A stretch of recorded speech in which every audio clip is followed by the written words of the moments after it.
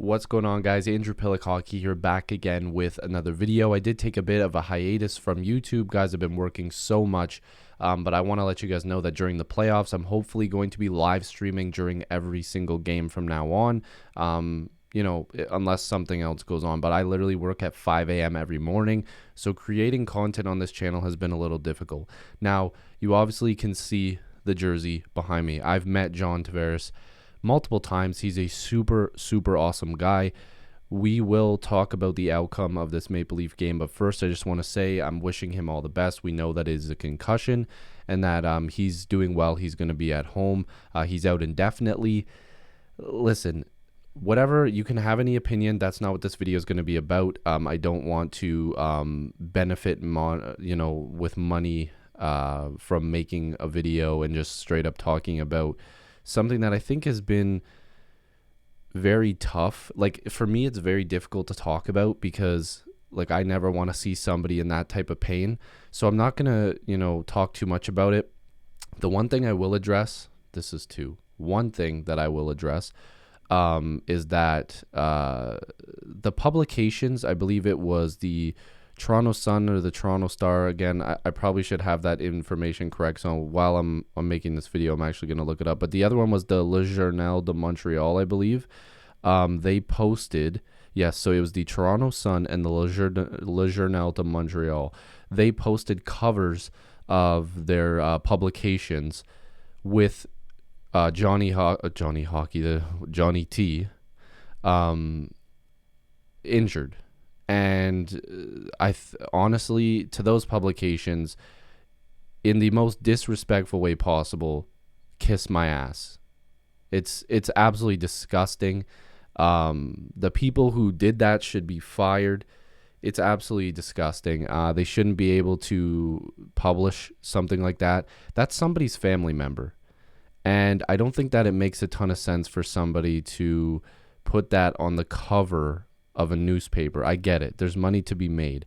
But, I mean, do people even read newspapers, physical newspapers anymore? So they know that they're posting these articles to Twitter to get some clicks.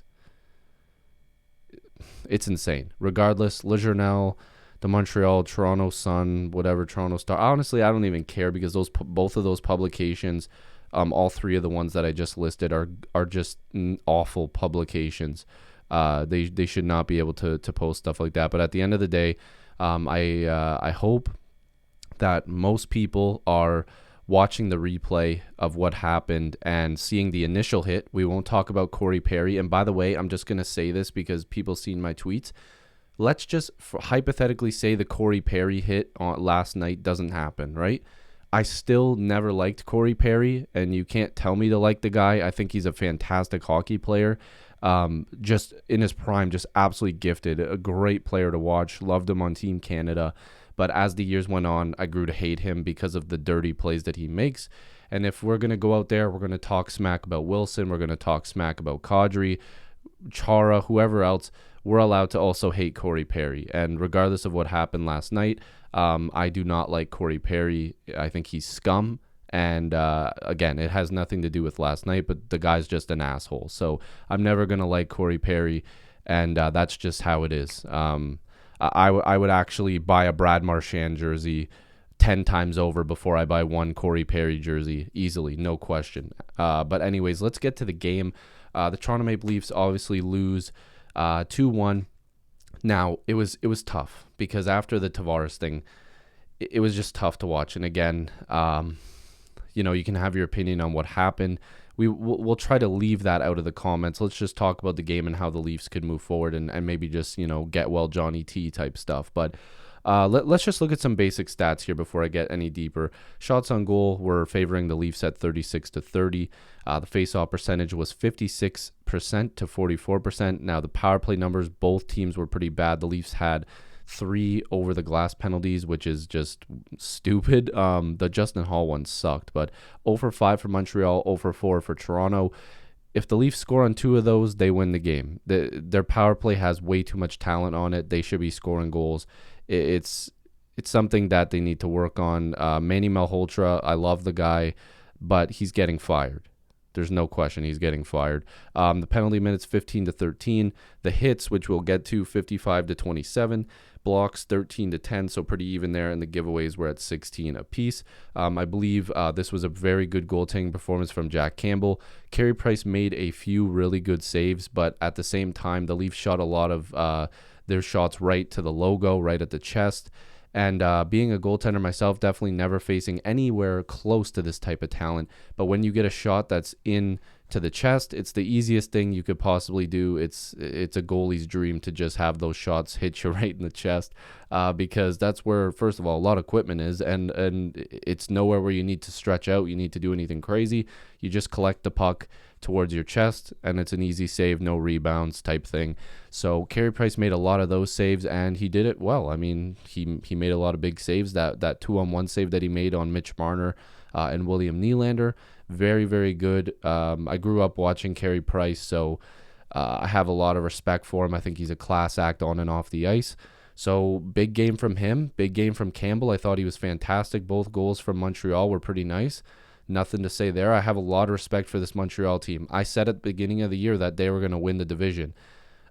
Silently. I think in the video I might have predicted somebody else. But if you ask anybody I know, I was wrong, obviously. I said that Montreal was going to win the division. But obviously I was incorrect. I'm glad because my team was first, the Toronto Maple Leafs. But I have a ton of respect for this team. They've got so many great talented players. Suzuki, I watched him play for the Guelph Storm quite a bit. One of the most gifted players I've ever seen in front of my own eyes. Gallagher, say what you want, love that guy. Anderson, not a fan of him against my team, but man, if he was on my team, I'd love him. So that just tells you how much I respect him. Lots of great talent there. But the Leafs need to win this series. And listen, we all know they're the favorites. But at the same time, the hits is what I needed to get to. I am not a guy that says, you need to hit to win games. I don't think that it's necessary to be overly physical to win hockey games. The Leafs were in first place this year, and they weren't an overly physical team. But when the playoffs come around, you need to set the tone early, and Montreal did that, okay? Montreal came out, a couple of their hits were kind of odd. Like, there was a couple ones that I wasn't a big fan of. I'm sure the Leafs threw a couple that weren't that great either. A couple close ones as well. I mean, it'll go both ways. But Montreal set the pace right from the beginning. They were going out of their way to finish hits. They put a little bit of a scare into some of their players, and that's exactly what you need to do. And that's what the Leafs brought in this veteran leadership for. But and I just need to say this, I love the guy, but Joe Thornton, unless he starts throwing these hits, I know he's an older guy, but unless he starts being a pest and getting in faces and hitting people, he shouldn't be playing. Like, the guy should definitely not be playing. They took Riley Nash out of the lineup as far as we know. Engvall and Galchenyuk will come in for Nash and Tavares for the next game. But, man, the Montreal Canadiens just set the pace. They played a really, really boring style game. They threw a lot of hits. But just the Leafs need to figure out a way to return the favor. They don't have to be that physical, but early on they need to be physical. Set the tone, set the pace, throw some hits. You need to win the series. And if anything, you got to play for this guy, okay? Johnny T has been a great leader. He's a great captain. I wish him all the best. And going forward into this next game, like I said, I'm going to be trying to do a live stream during the game. I'm very excited because I just love watching the Leafs in the playoffs. And what's better than watching the Maple Leafs versus the Montreal Canadiens? So, again, just a quick little game review here. I didn't want to go over the top because I'm sure you guys have heard so many reviews at this point. I just wanted to give you guys my thoughts. Guys, I'm so sorry. I've been working so much. I'm really hoping that after the game on Saturday, that I will be able to post a video immediately after the game or right in the morning. There's a lot of guys that are posting right now immediately. I wish I had that time. I just don't right now. So yeah, anyways, thank you guys so much for the support. I know it's been a little while, but definitely stay tuned for more playoff content. Get well soon, Johnny T. Peace.